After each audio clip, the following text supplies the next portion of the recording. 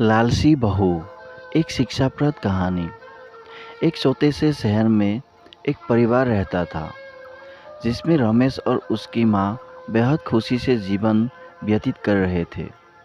Ramesh auto चलाता था और उससे जो भी आमदनी होती थी माँ बेटा खुशी खुशी उससे गुजारा करते थे। एक दिन उसकी मौसी रमेश के घर आई। उसने रमेश की माँ से रमेश की शादी के बारे में बात की, जिसे सुनकर माँ बहुत खुश हो गई।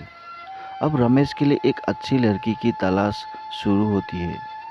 कुछ ही दिनों में रमेश की मौसी रूपा नाम की एक लड़की मिली जो देखने में बेहद खूबसूरत थी। रमेश को भी रूपा बहुत पसंद आई और दोनों ने शादी कर ली। शादी के बाद कुछ दिन बेहद खुशी से बीते, लेकिन रमेश और उसकी माँ को रूपा के बारे में यह नहीं पता था कि रूपा कितनी लालची लड़की है। रूपा ने शादी के कुछ दिनों बाद ही अपने रंग दिखाना शुरू कर दिया था। वह महीने में कोई बार किटी पार्टी जैसे समारोह में जाने लगी, जिसके लिए रूपा हर पार्टी में नए कपड़े और कीमती जेवर पहनती थी।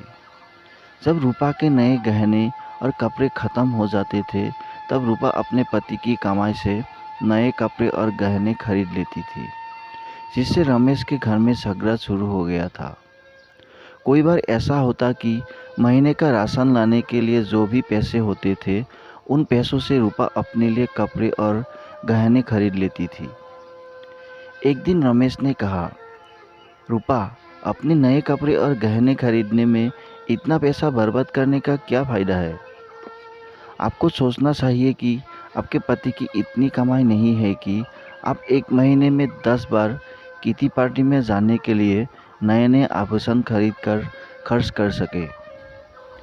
यह सुनकर रूपा गुस्से से लाल हो गई और रमेश से कहने लगी, तुम हमेशा मुझसे कहते रहते हो, कभी भी तुम ज़्यादा कमाने के बारे में नहीं सोचते।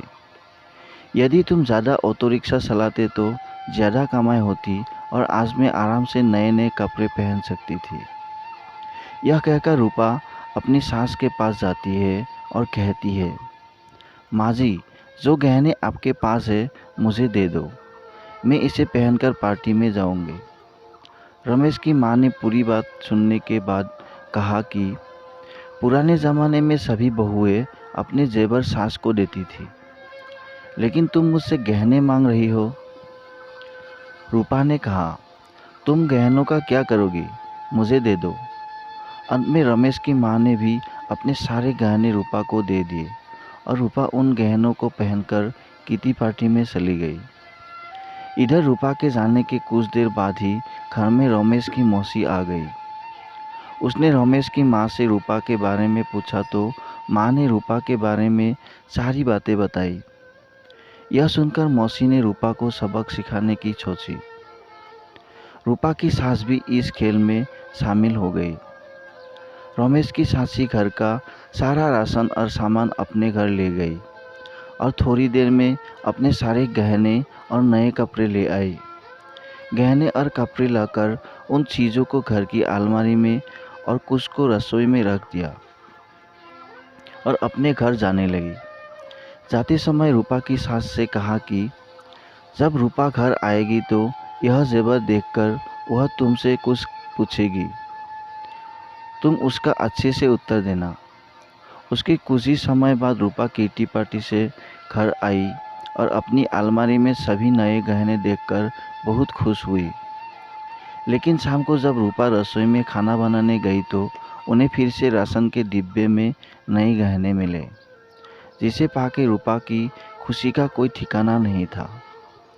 लेकिन जब रूपा ने किचन में राशन की तलाश की तो उसे कुछ नहीं मिला, जिससे वह परेशान हो गई और अपनी सास के पास गई और पूछा कि माँ जी, किचन का राशन कहाँ गया? तब सास ने कहा कि बहू, आपको गहने और कपड़े सबसे ज़्यादा पसंद है, इसलिए आज मैंने घर का सारा राशन और सामान बेचकर आपके लिए नए गहने और कपड़े खरीद लाई हूँ। अब आप इसे पहन सकती हो और पार्टी में जा सकती हो।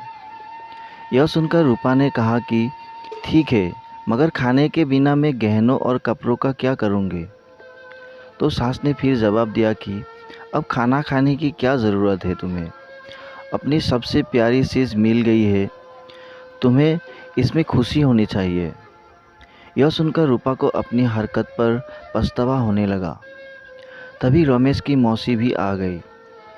उन्होंने यह भी कहा कि यह सब मैंने आपको समझाने के लिए किया है कि केवल नए कपड़े और आभूषण ज़रूरी नहीं है। इसके अलावा दुनिया में भी बहुत कुछ होता है, और अगर आपको नए गहने और कपड़े पहनने का इतना शौक़ है तो आप खुद क्यों नहीं कमाते और उस पैसे से ये सारी चीज़ें खरीद लेते हैं। सारी बातें सुनने के बाद रूपा को अब सब कुछ समझ में आ गया, और अब से उसने फिर कभी ऐसा नहीं किया और अपने पति के कमाए हुए पैसे में खुशी खुशी रहने लगी। दोस्तों, कहानी से हमें यह शिक्षा मिलती है कि हमें कभी भी फिजूल की खर्चे नहीं करनी चाहिए।